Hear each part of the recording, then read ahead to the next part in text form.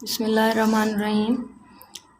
आज का लेक्चर दो दर्जी मसावातों को हल करने के तरीके के बारे में है। दो दर्जी मसावात हम पहले उसका क्वाड्रेटिक फार्मूला भी डिराइव कर चुके हैं।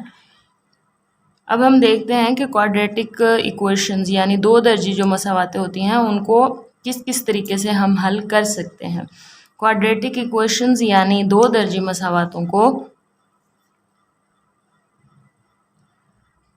मसावातों को हल करने के तीन तरीके होते हैं। एक होता है जी फैक्टराइजेशन के तरीके से यानी तजज़ी के तरीके से, जो कि सबसे आसान तरीका होता है, जो सबसे आम इस्तेमाल होने वाला तरीका है। उसके बाद है जी कंप्लीटिंग स्क्वायर। ये उस सूरत में भी इस्तेमाल हो सकता है अगर एक सवाल तजज़ी के ज़रिए से हल नहीं होता, उस सूरत में भी हम इसको इस्तेमाल कर सकते हैं। लेकिन अगर हम सवाल को डायरेक्टली ही तजज़ी के ज़रिए नहीं करना चाहते तो हम उसको तकमील मुरब्बा यानी कंप्लीटिंग स्क्वायर के ज़रिए हल कर सकते हैं। और तीसरा होता है जी हमारे पास क्वाड्रेटिक फार्मूले से यानी दो दर्जी जो फार्मूला है जो हमने लास्ट टाइम डिराइव भी किया था, उस फार्मूले को इस्तेमाल करके हम बहुत इजीली सवाल को हल कर सकते हैं। सवाल जो हमारे पास दिए होंगे वो तीनों सूरतों में दिए होंगे, वो हमें बता देंगे कि ये सवाल जो है ये तजज़ी के ज़रिए हल करें, तकमील मुरब्बा के ज़रिए या फार्मूले के ज़रिए। लेकिन अगर आपको नहीं बताया हुआ तो आप सवाल को सबसे पहले तजज़ी के ज़रिए हल करना शुरू करेंगे। अगर सवाल तजज़ी के ज़रिए हल नहीं होता तो फिर आप तकमील मुरब्बा या क्वाड्रेटिक फार्मूले से हल करने की कोशिश करेंगे। तो ये सवाल हमें दिया हुआ है, इसमें वैसे बुक में तो बताया हुआ है कि इसको तजज़ी के ज़रिए हल करें, लेकिन हम इसको बारी बारी पहले तजज़ी के ज़रिए हल करते हैं, उसके बाद क्वाड्रेटिक इक्वेशन भी यूज़ करके हल करेंगे। तो सबसे पहले ये हमें जो दिया हुआ है, हम सीखते हैं कि तजज़ी के ज़रिए किसी भी सवाल को दो दर्जी मसावात को हल किस तरह से किया जाता है। सबसे पहले तजज़ी के तरीके में हमने देखना होता है कि पहली और आखिरी रकम जो है वैसे की वैसे लिखने के बाद हमने इसी पहली और आखिरी रकम को ज़रा रफ जगह पे ज़रब करके रख लेना है कि अगर -20 को एक्स स्क्वायर के साथ हम ज़रब करें तो हमारे पास जवाब आता है -20x²। ठीक हो गया जी। तो अब हमने इस दरमियान वाली रकम को इस तरह से सेटअप करना है कि हमारे पास जवाब जो है इस दरमियान वाली रकम का एक जोड़ा इस तरह का ढूंढना है कि हमारा जो उन दोनों रकमों को जमा या माइनस करें, ज़रब करें। इस दरमियान वाली रकम में जो भी हम दो रकमें तोड़ के ये वाली बनाएंगे, जमा माइनस करने से ये आना चाहिए, यानी x के साथ कोई कांस्टेंट नहीं है तो मतलब -1 हुआ। माइनस पहले से दिया हुआ और x के साथ कांस्टेंट ना होने की वजह से हम कहेंगे कि इसके साथ 1 है। तो ऐसा जोड़ा हमने ढूंढना है कि जमा माइनस करने से -1 जवाब आए और उन्हीं दो रकमों को ज़रब करने से हमारे पास 20x² आना चाहिए माइनस के अंदर। तो अगर हम गौर करें, हमारे पास होता है 5 4 बार 20, 5x और 4x अगर हम ले लें तो 5x और 4x, ये अगर माइनस कर लें हम 5x और 4x, 5 4 बार 20, x और x² हो गया, ये -7 आ गया। ज़रब करने से ये हमारे पास हल हो जाता है। और अगर इसी को हम ये बड़ी रकम के साथ माइनस लगा दिया, ये छोटी रकम है, इसको अगर हम माइनस करें, जमा माइनस माइनस 5 में से 4 चला गया तो बाकी माइनस का 1 बचता है, क्योंकि बड़ी रकम के साथ हम माइनस ले रहे हैं। तो ये है हमारे पास 5 और 4 का जोड़ा, जिसको हल करने से हमारी ये मसावात हल हो सकती है। -5x, ये याद रखना है, अगर हमारे पास यहाँ दरमियानी रकम में मुतगय्यर वाली रकम के साथ माइनस दिया हुआ हो तो बड़ी रकम के साथ हम माइनस लेंगे तो हमारे जवाब के साथ माइनस रहेगा। जमा 4x और ये आखिरी रकम -20, वैसे की वैसे हम दोबारा से देख सकते हैं। 5 4 बार 20x² होता है, माइनस के साथ आएगा और 5 में से 4 चला जाए, बाकी ये माइनस का x बच जाता है। तो जी ये हमारे पास रकम बन गई। अब हम इस पहली दो रकमों को और अगली दो रकमों को अलग अलग हल कर लेंगे। इन दोनों के अंदर जो रकम हमें दोनों के अंदर नज़र आ रही है वो है जी x। इसके अंदर x 2 दफ़ा x दिए हुए हैं, x.x है, और ये है सिंगल x। तो इसमें से हम एक x अगर बाहर निकाल लें तो यहाँ पे हमारे पास एक x बच जाता है। दिख नहीं रहा, चेंज करते हैं पॉइंटर।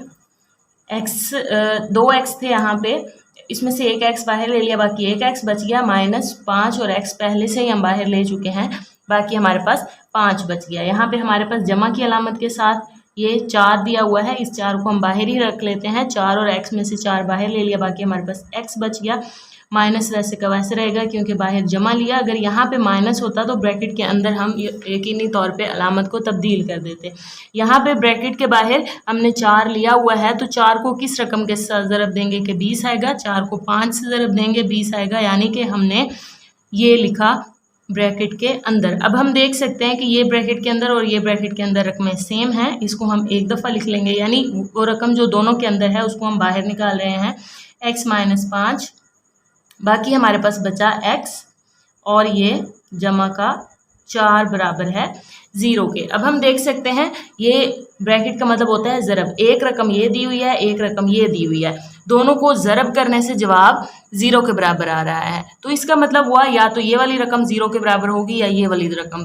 कोई भी रकम जो होती है, कोई भी हासिल ज़रब, वो 0 सिर्फ तब होता है जब उनमें से कोई एक रकम या दोनों 0 हों। तो हम यहाँ पे रखते हैं x माइनस 5 बराबर है 0 के, या फिर x जमा 4 बराबर है 0 के, या दोनों भी हो सकते हैं, इसलिए यहाँ पे हम कुछ नहीं लिखते। तो नेक्स्ट हम देखते हैं, अगर x माइनस 5 0 के बराबर है,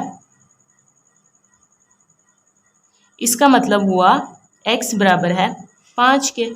ये एक x की कीमत हमारे पास निकल आई, और दूसरा हमारे पास है x जमा 4 बराबर है 0 दिया हुआ था। इसका मतलब हुआ कि x जो है इधर जमा 4 हो रहा था, तो बराबर के उस तरफ जाके ये माइनस 4 हो जाएगा। ये हमारे पास x की 2 रूट्स निकल आई जो हमें इस मसावात को हल करने के लिए चाहिए थे। 2 दर्जी मसावात है, इसका मतलब है x की 2 रूट्स निकलेंगी, 2 जवाब निकलेंगे, x की 2 कीमतें निकलेंगी, जिसकी वजह से हम इस मसावात को इक्वेट कर सकते हैं। ये हमारे पास 2 दर्जे मसावात का हल हो गया जी। तो अब हम इसी सवाल को, हमारे पास तज्जी के तरीके से x की रूट्स निकली थी 5 और x बराबर है -4, ऐसे ही था ना।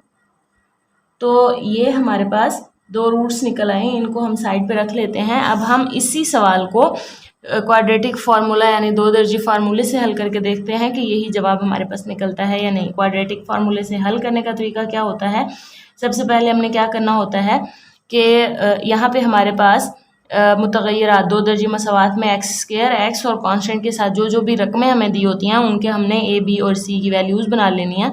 a बराबर है x² का जो कोफिशेंट होता है वो a होता है। तो यहाँ पे x² के पीछे कोई कांस्टेंट रकम नहीं दी हुई तो हम 1 फर्ज करेंगे, x के साथ भी कोई रकम नहीं दी हुई तो b की वैल्यू जो है, यानी यहाँ पे जो वैल्यू हम लेंगे वो x² के साथ a की वैल्यू होगी, यहाँ पे जो होगी वो b की होगी, और ये पूरी जो है ये c की वैल्यू होगी। तो x² के साथ जो कोफिशेंट है वो कुछ भी नहीं है, इसलिए 1 फर्ज किया। b के साथ कोई कोफिशेंट नहीं है, सिर्फ माइनस दिया हुआ तो -1 फर्ज करेंगे, और c जो है वो पूरा का पूरा हमें -20 दिया हुआ है। इसको हमें पता है कि हमारे पास जो x की सूरत में 2 दर्जी फार्मूला होता है वो होता है जी -b plus -b² -4ac square root over 2a। तो जी ये हुआ हमारे पास -b की वैल्यू पहले माइनस में है, माइनस इंटू -1 जो है वो +1 हो जाएगा, प्लस -1 का स्क्वायर -4a1 है, c है जी -20 ओवर 2 इंटू 1। ये हल करने से हमारे पास यहाँ पे मिला +1 प्लस माइनस, ये स्क्वायर जो है इसको 1 कर देगा, माइनस माइनस प्लस हो गया 80 स्क्वायर रूट ओवर 2, क्योंकि ये हमारे पास 2 1 2 ही हो जाएगा। अब इसको हम आगे हल करते हैं जी।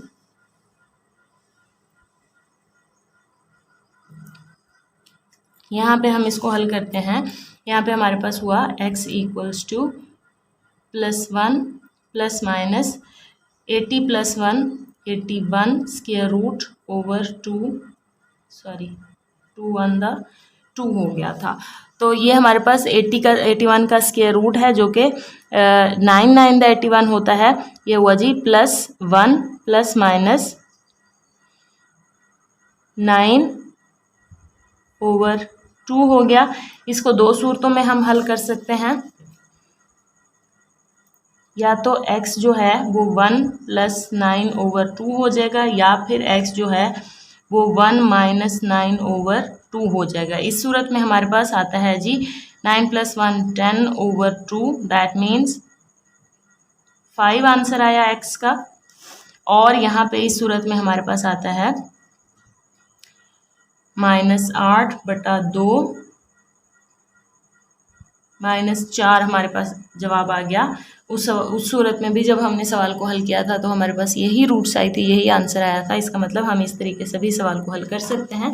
उम्मीद है दोनों तरीकों की आपको सही से समझ आ गई होगी। इंशाल्लाह नेक्स्ट वीडियो में मिलेंगे, तब तक के लिए अल्लाह हाफ़िज़।